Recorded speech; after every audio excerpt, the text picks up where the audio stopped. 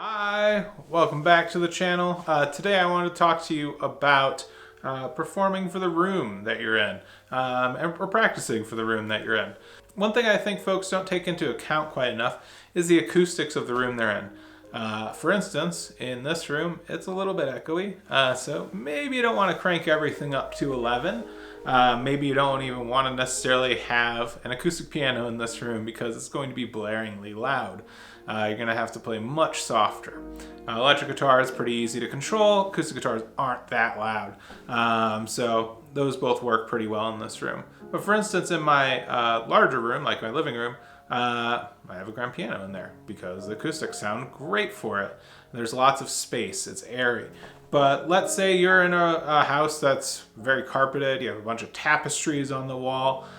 You are going to probably want to use even more pedal. You're probably going to want to make sure that all the reverb's coming through and everything along those lines. So always recommend thinking about the room that you're in. There's a few steps and guidelines I have to help you do this without having to become a sound engineer, essentially. So the first thing is, what are the acoustics of the room? You can determine that just by, what's the size of the room? Are there a lot of echoes or reverb in this room? Are there not? For instance, in this room, I can hear myself reverberating off the walls while I'm sitting here talking.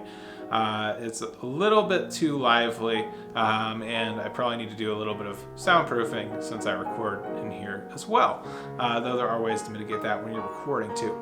So since it's a little bit more of an echoey room, I don't need to use as much reverb on my guitar amp when I play in here. Use a little bit, of course, but not much. And then when I play acoustically, I find myself getting a very full sound while I'm playing mezzo forte. Now, for a large room, you're maybe going to have reverb depending on, again, if there's a lot of soft things in the room to absorb the sound. For instance, in the corners of your room, are there foam blocks to absorb the bass? Or are there a bunch of like bookshelves or different angular things to help diffuse the sound as well? So there's a whole science to that. I'm not going to get into that at all today. But I will say, think about the size of the room you're playing in. Even if you're in a concert venue and it's empty, yeah, there's going to be a very different sound to that room than if it were full of people. So I really recommend thinking about the room size and then whether there's hard or soft surfaces in the room as well. Hey, feel free to give me a like if you're enjoying this content. It helps other people find it, and subscribe. I'm putting out videos hopefully about once a week. The next thing to think about is going to go after that, which is going to be about reverb. So guitarists, you have reverb pedals, you have reverb amps. Depending on if the room has reverb or not, you may be able to damp that down. For pianists, you're going to really want to think about the pedal and perhaps opening the top to a certain degree. For instance, I used to have an upright piano in a room about this size. This is just a standard bedroom size room, essentially. And it was really loud. I never opened the top on that thing. However, a grand piano in a very large room, it's like an open kitchen and living room. It's huge. With tall ceilings, you're able to open that thing up and let her rip. And so thinking about that, you also need to think about how much damper pedal you're going to use on piano as well. The same can be said on guitar for technique. You may want to linger on some chords in a room that's a little bit less lively. You may not want to linger on chords in a room that is very lively and has a ton of reverb. So in addition to effects, it can affect how you play as well. And I want to thank Andres Schiff for this idea. I was watching a master class of his where they were doing some Beethoven in a church during lockdown. So the church was, socially distanced, pretty empty while they were doing it as well. And because of that, he actually talked to this student who's a better pianist than I will ever be about how to do this. And I think it's something that amateur and professional musicians alike should be considering and should be thinking about because it will inform the way that you play. I think it's important to, before you do a performance, check out the acoustics of the room, see if it's something that you're familiar with. If not, if you're not familiar with it, try it out, see what happens, and see how you can adjust your playing.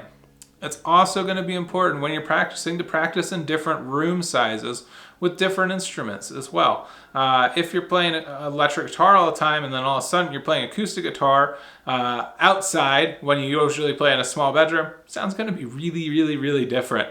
Well, that's a pretty extreme example. I think if you have a couple acoustic guitars, a couple electric guitars, practice with them in different environments. You know, take your guitar amp like that one there, take it, move it out into your big room, see how it sounds, see what volume setting is going to work for you. Do the tubes start to break up when you're playing in a room that size that's empty? Do they not? So for instance, on this Princeton here, I keep it between 3 and 4, just depending on if it's humbuckers or single coils in a room this size. In my living room, probably closer to like 5, maybe even 6. And the same is going to go for acoustic instruments as well. You're going to have to change the way that you play based on the feedback you're hearing. So the most important thing here is to always listen to what you're playing. Performing, practicing, as long as you're listening and can compensate for what you're hearing in the room, you're going to have an awesome performance. You're going to have an awesome practice session.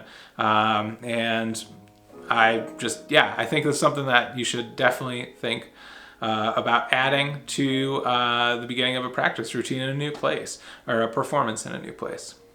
So thanks for joining me today. Thanks for tuning in.